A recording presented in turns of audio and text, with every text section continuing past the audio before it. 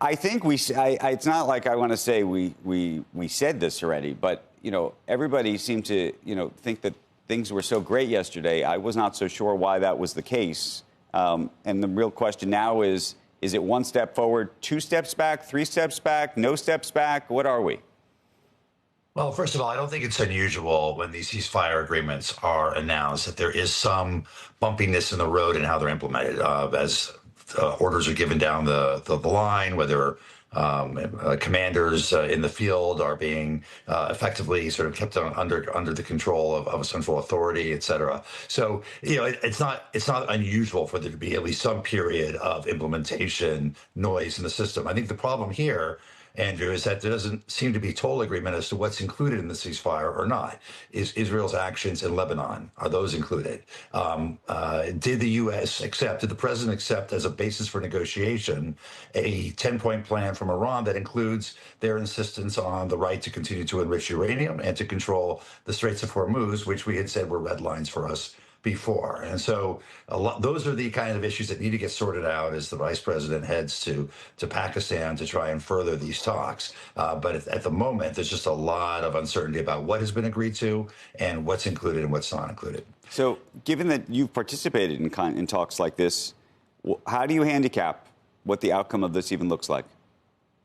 Yeah, look, I think the positive element of it is it was basically just a ceasefire announcement, an agreement to stop bombing of some sort, stop the killing, and to create space for negotiation of the real underlying issues. The real underlying issues remain, very difficult to resolve because the Venn diagram between what the U.S. is insisting on and what the Iranians are insisting on, there's almost no overlap. And so that's the really hard part. And the question is whether they can use this 2-week period or whatever period it's extended to over time to get to those more difficult issues. It could end up just being a stalemate where there isn't any overall agreement, where the U.S. agrees to stop the military action, Iran agrees to open the straits, hopefully without limiting by the Iranian military how many ships can go through and charging a toll and making it creating more friction in the global trading system and the global energy system. And then just the underlying issues remain unresolved, and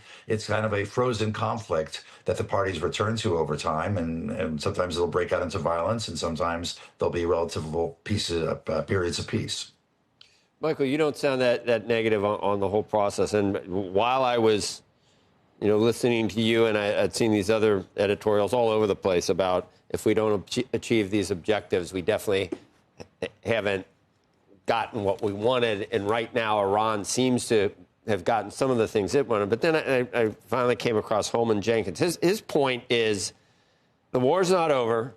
Washington has advanced its aims more than Tehran.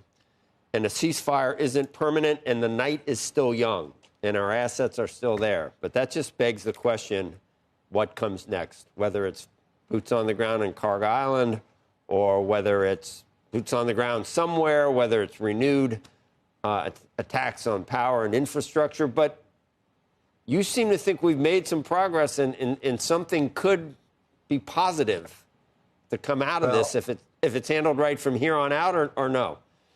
Well, Joe, Bridge Colby, senior Pentagon official, came to the Council on Foreign Relations at the beginning of the war, laid out the military objectives. Many of those military objectives have been achieved or largely achieved in terms of sinking the official Navy, damaging their missile and capability, and greatly weakening the Iranian regime. But I think what the U.S. may have underestimated is how much pain the Iranians are willing to go through. They went through an 8-year war with Iraq.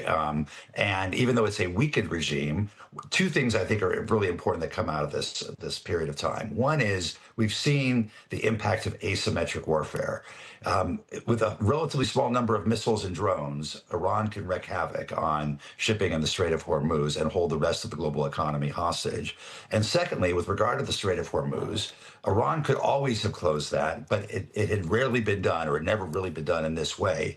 And they have learned the lessons of choke points which is that the U.S. used the dollar and dollar-based institutions over the year to cut off access to the banking system. The Chinese have learned how to use supply chains to cut off access to critical minerals and rare earths. And now the Iranians have learned that they have this incredible source of leverage over the rest of the global economy, including the United States, by cutting off the shipping of the Strait of Hormuz. So we leave this conflict, or we get to this next phase of this conflict, with the Iranians much weakened in some ways, but now having a new tool that they've taken out of the toolbox and demonstrated great leverage with.